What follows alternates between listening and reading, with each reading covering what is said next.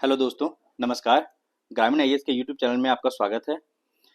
देखिए, हम एक सीरीज लाने वाले हैं पॉलिटी इकोनॉमी के ऊपर अलग अलग, जहाँ पे हम 5 मिनट में, है ना, किसी एक टॉपिक को सिंप्लीफाइड तरीके से बताने का प्रयास करेंगे।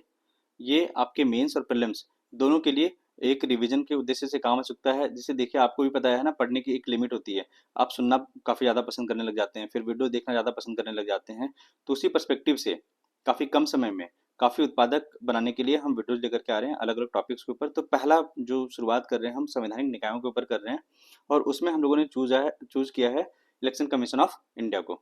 ठीक है, तो बात करते हैं इनके बारे में, डिले नहीं करते हैं हम। देखिए, सबसे पहली बात कि इलेक्शन कमीशन ऑफ इंडिया के बारे में कहाँ मेंशन है, तो भाग 15 में और अनुच्छेद 324 से 329 में। किसके किसके चुनाव के लिए रिस्पॉन्सिबल है ये, तो संसद, विधानमंडल, है ना, संसद, विधानमंडल, राष्ट्रपति, उपराष्ट्रपति। ठीक है, और इसके बारे में क्या 3 वर्ड मेंशन है महत्वपूर्ण, तो इलेक्शन कमीशन ऑफ इंडिया को पावर होगा, संचालन, निर्देशन व नियंत्रण होगा, to conduct fair and neutral election, है ना, स्वतंत्र व निष्पक्ष चुनाव करने के लिए इलेक्शन कमीशन ऑफ इंडिया को अधिदेश दिया गया है। पंचायतों नगर निगम के इलेक्शन से इसका लेने देना नहीं है। उसके लिए 73वें 74वें संविधान संशोधन के अंतर्गत अलग बॉडी क्रिएट की गई, राज्य निर्वाचन आयोग, है ना। अब बात करते हैं संरचना के ऊपर। संरचना क्या है इलेक्शन कमीशन ऑफ इंडिया की। देखिए, जब 25 जनवरी 1950 को क्रिएट हुई थी, तब एक सदस्यीय बॉडी था। 1989 में संविधान संशोधन किया गया, 61वां कॉन्स्टिट्यूशन अमेंडमेंट, जिसमें जो वोटिंग की आयु थी वो 21 से 18 कर दिया गया। तो लगा कि इलेक्शन कमीशन ऑफ इंडिया की जिम्मेदारी बढ़ गई है, तो फिर इलेक्शन कमीशन इंडिया को 3 सदस्य बना दिया गया। फिर पॉलिटिकल कारणों से 1990 में उसको एक मेंबर बॉडी बना दिया गया, ताकि इलेक्शन कमीशन ऑफ इंडिया को कमजोर किया जाए, है ना। फिर 1993 में 3 सदस्यीय बॉडी बना दी गई, अभी जो है वो 3 सदस्यीय ही बॉडी है। अब आते हैं 2023 में महत्वपूर्ण संशोधन हुआ है इलेक्शन कमीशन ऑफ इंडिया में। पहला क्या संशोधन हुआ है, मतलब इनके जो संशोधन हुए हैं उसके अंतर्गत योग्यता को बताया गया है। हालांकि बहुत अच्छे से डिफाइन नहीं किया गया इलेक्शन कमीशन ऑफ इंडिया के जो मेंबर्स होंगे उनके लिए क्या योग्यता है। बस ये बताया गया कि सचिव पद पे वो कार्य किए हो, सत्यनिष्ठा वगैरह हो उनके अंदर, है ना। कैसे डिफाइन करेंगे आप इन मूल्यों को, तो कोई ऑब्जेक्टिव क्राइटेरिया नहीं दिया गया है।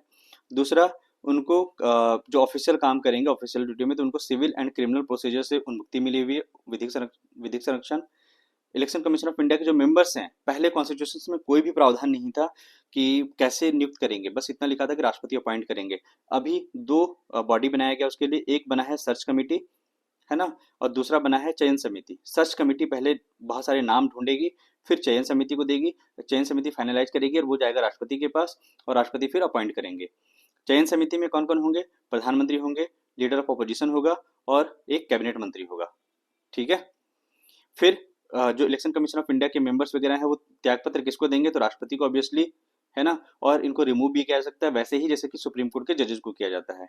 सैलरी वगैरह किसके बराबर होगी इलेक्शन कमीशन ऑफ इंडिया की, तो सुप्रीम कोर्ट के बराबर, जो जजेज होते हैं उनके बराबर, है ना। और इनका कार्यकाल क्या है, तो 6 वर्ष या 65 वर्ष। स्वतंत्रता, इनकी स्वतंत्रता के लिए क्या क्या प्रावधान किए गए हैं, देखिए, अपॉइंट तो राष्ट्रपति करेंगे इनको फाइनली, लेकिन उनके पश्चात पर्यंत नहीं है ना। इनको हटाने के लिए संसद से हटाया जाता है, तो प्रसाद पर्यंत तो हुआ नहीं। दूसरा, नियुक्ति के पश्चात अलाभकारी परिवर्तन नहीं किया जाएगा। ठीक है, इनकी शक्तियां तथा कार्य क्या क्या है, तो देखिए, एक सबसे पहली बात, प्रशासनिक शक्ति क्या है इनकी। दूसरी बात, सलाहकारी शक्ति क्या है, अर्धन्यायिक शक्ति क्या है, तीसरी, है ना। आप इसको मेंस में ऐसे ही यूज कर सकते हैं, क्योंकि क्वेश्चंस ऐसे आते हैं वहां पे, मतलब जब क्वेश्चंस पूछा जाता है ना, तो एक भाग में स्टैटिक क्वेश्चंस डाल दिए जाते हैं, दूसरे भाग में डायनेमिक डाल दिया जाता है। जैसे इलेक्शन कमीशन ऑफ इंडिया के कार्य क्या है, हालिया मुद्दे बताएं, फिर समाधान बताएं, तो इसमें आप फिर इस तरीके से डाल सकते हैं। तो प्रशासनिक कार्य क्या है, देखिए, प्रशासनिक कार्य ये है उनका कि परिसीमन आयोग अधिनियम जो बनता है, अब तक 4 बना हुआ है ना।